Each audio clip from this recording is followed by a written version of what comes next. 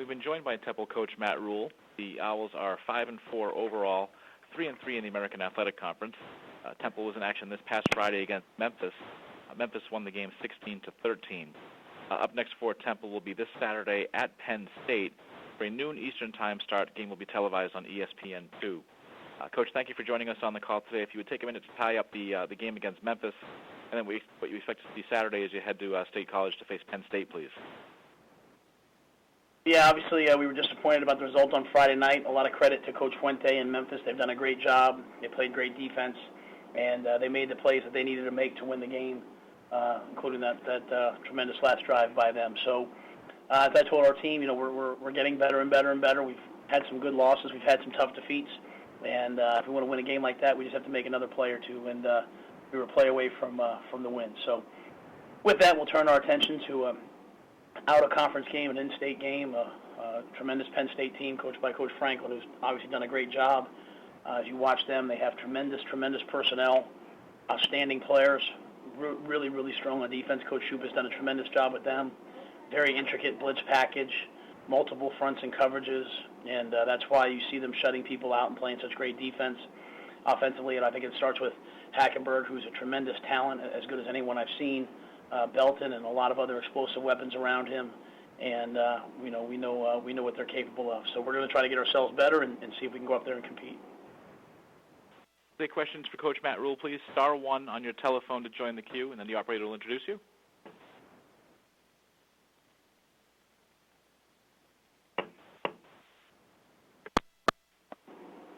Thank you, and we'll go to John DiCarlo from owlscoop.com.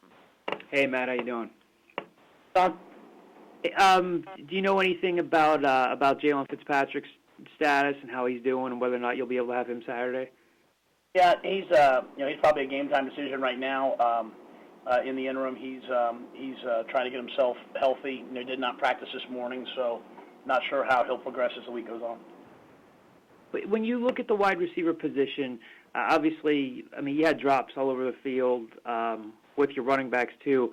Are there any other receivers in your estimation who are kind of getting closer to being as dependable as Jalen can be? Anybody that you see in practice who's kind of ready to emerge, or are you kind of still seeing what you've been seeing over the last few weeks? Yeah, we're just a work in progress right now at receiver. John Christopher's done a good job inside. Had a crucial third down catch, but it's really been Jalen. Broderick Yancey played a little bit more last week as a true freshman, and was open. Didn't have any catches, but was open. We've just not had a big play threat to kind of get people off us in coverage, and there's really not very many people open right now. So, other than the kids that are redshirting, I think we're just kind of playing with who we have, and just got to get them better as much as we can this week. Anything new on Avery Williams about this week? We're hoping he can play. I'm not sure yet, but hoping he can play. But one last quick question for you. Kenny Harper talked a lot about this. He talked a lot about getting the guys to believe in just going up there and saying, like, we have to get over the wow factor. We have to get over going up there and saying, ooh, we're playing Penn State. Is it as simple as that? Do the guys have to approach this and say, yeah, it's a fun out-of-conference game, but we have to approach this game like any other? I think they have to find a way to block the runs and get open versus their coverages and pass protect and, be in the right gap. And I think it's, to me, it's a football game against a really, really excellent team. But if their thoughts are on anything else other than blocking, tackling, catching, and running, then they won't have a chance. All right, thanks, Matt. Appreciate it. Thank you. We'll go next to Travis Johnson with Sunday Daily Times. Hi, Matt. Somebody who played at Penn State and played the position, what goes through your mind when you watch Mike Hall on film and how he's played for Penn State this season? Well, I think he's tremendously instinctive, and I think he plays with tremendous motor. You can tell he's an emotional leader for them. He's all over the field. Even if they run a misdirection play, he's going to hustle to the football. So he's I just think a tremendous player who plays at a high level, play in and play out.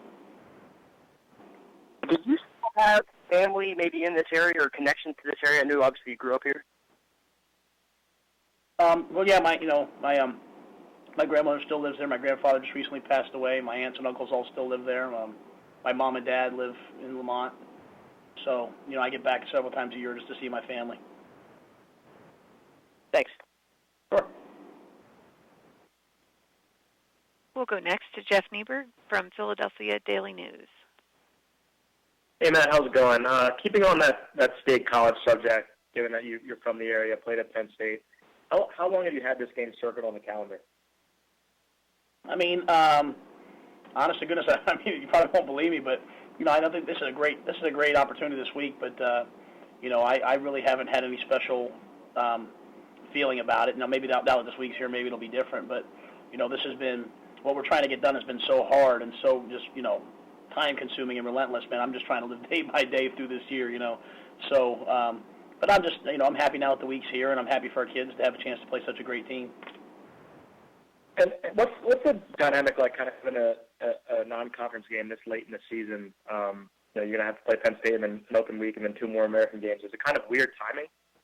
Yeah, it is. It's unusual. It usually doesn't happen this way. It was kind of arranged in order to help Penn State and UCF, go to Ireland. Our administration, agreed, to that, and I think it comes at a great time for us. I think it's a time for where we're hopefully start playing our best football and down the stretch, why not go play them now?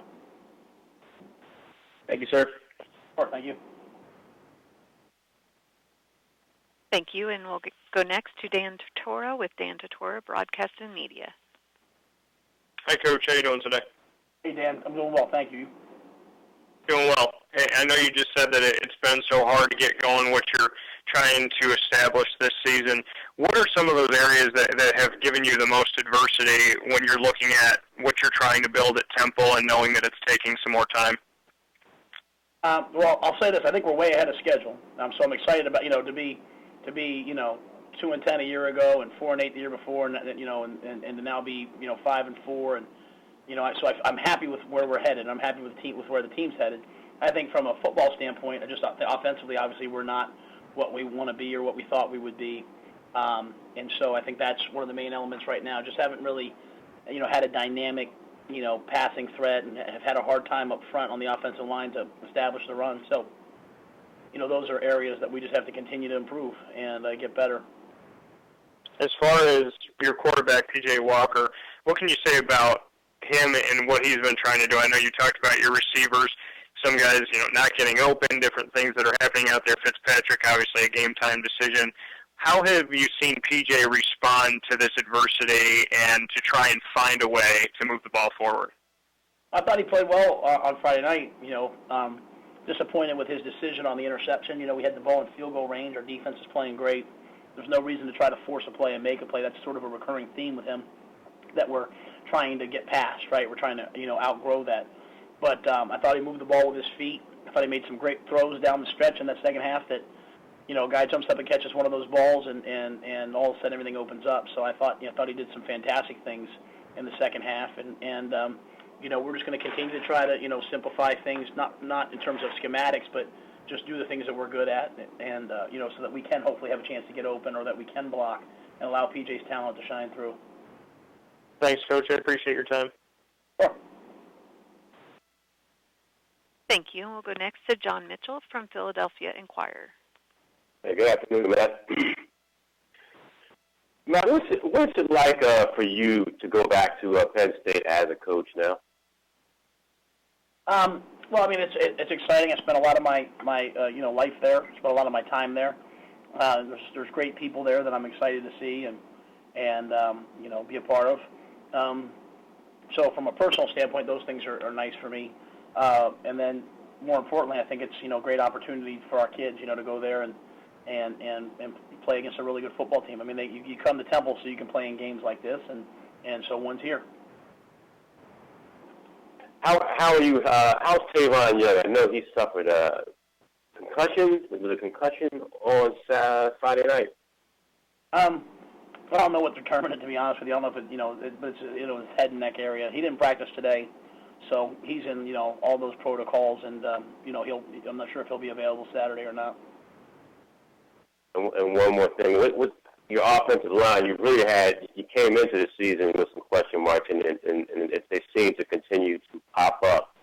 With Carter moving over to the offensive line. Can you just talk about the state of the offensive line right now? Yeah, we've had some injuries. We've had some guys try to fight through injury. Deion Dawkins and McGowan did. Shabazz has been out. Carter's had to step in. Maybe Shabazz will be back this week or not. I'm not sure. But it's not. I think what's happening to us right now, while it can be a little bit difficult, I think it'll benefit us in the long run. A lot of guys are getting opportunities and reps, so they're developing as we go. So we're trying to take a positive spin on that regard. But in terms of this week, I think it'll probably be the same lineup unless Shabazz is ready and can come back. Okay, thanks, Matt. Sure. Thank you. We'll go next to Mark Wagenrich from the Allentown Morning Call. Hi, Matt. I wanted to ask you about Zach Banbury. When he came to you about walking on, what were your first impressions of him, and then what led, or how did he earn a scholarship this year? Yeah, Zach was here, and he was a hard worker, and earned a spot on the team, and started getting in the game a little bit halfway through last year just because, he played with such energy and passion. And then, the decision to put him on scholarship this year when we had one available was really an easy one. He's everything that we stand for. He works extremely hard. He has tremendous talent. He's selfless. He does whatever the team needs.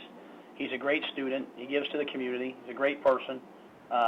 He's everything that you'd ever want in a college football player. So, as much as I'd love to say I gave it to him, he certainly took it. He deserved it, and he's worth 2 scholarships. That's the caliber of young man that he is. Thanks. Thank you. We'll go next to Garrett Ross from the Daily Collegian at Penn State. Hey, Coach. So, obviously you've touched on it a little bit, but what do you think your emotions are going to be like, stepping back out on the field at Beaver Stadium this Saturday? Hopefully I'm cool, calm, and collected. Some of my great memories and happiest times in my life were out there, and so the way that I approached, and while I was by no means a great player, but any of the highlights that I had there, I had by just doing what I was trained to do, doing what I was told to do, and relaxing and having fun and playing the game. So as I go back there, why would I do? My hope is to not, ask myself, why would I do anything different? I'm gonna go out there and relax, have fun, coach football, and play the same way. And what maybe is your fondest memory of your time here? I remember the first time I got into a game. I remember just sort of the sheer joy of I had worked hard, and then finally having a chance to get in a football game. I thought was really for me was a special moment, and on a personal level. And then I'll probably never forget when we beat Ohio State, when it was 63-17, and we knew we were going to the Rose Bowl, and I really wasn't a factor, and I wasn't really playing, but I just never forget that that day and that energy there was a special day. And then last question, how much of a rewarding or fulfilling win would it be, to get to be bowl eligible with a win this Saturday against your former team? Well, I'd like to get the 6 wins for these kids that we have here. They're great kids. They've worked really hard. They've done everything we've asked. We had a chance Friday night. We came up, a couple seconds short. So, I'd really like to get to be bowl eligible and give these kids that opportunity to go do that. So it would be great if we could do it now. I'd prefer not to have to wait another couple weeks, but I'd love to have it happen as soon as possible. We have time for one more for Coach Rhule, please. Thank you. We'll go next to Henry Clay from CBS Sports Philadelphia. Good afternoon, Matt. How are you? I'm great. Yourself, sir? Good. A little bit of a scouting report on the football you'll be facing this weekend. I know they're impressive. Well, I think it starts with their defense. As I said, Coach Shoop has done a great job. They've got a tremendous defensive line. They've got CJ at defensive end, Barnes, who's a Philly kid, Zettel. They've got a bunch of those kids inside. That are wreak havoc. Austin Johnson's a big kid. They can get it done inside. Hull's a tremendous linebacker. You put him with the other kids. Bell, you can create havoc off the edge. And they've got a scheme that's really difficult on defense. They blitz. They play multiple coverages, so you never really know what you're getting. And then offensively, they have weapons. Belton's a weapon. Lynch is a weapon. Hackenberg is as good a quarterback as there is. And so, really, wherever you look, they're really good at what they do, and they have tremendous personnel. So we'll just have to compete and hang in there and do the best we can against, a really talented team. Very good. Thanks much. You have a great day, and good luck this weekend. Thank you, sir. Coach, we thank you for the time today. Thanks for giving us a few extra minutes. The in-state media, I'm sure, appreciates that. And we'll talk to you again next Monday. Thank you.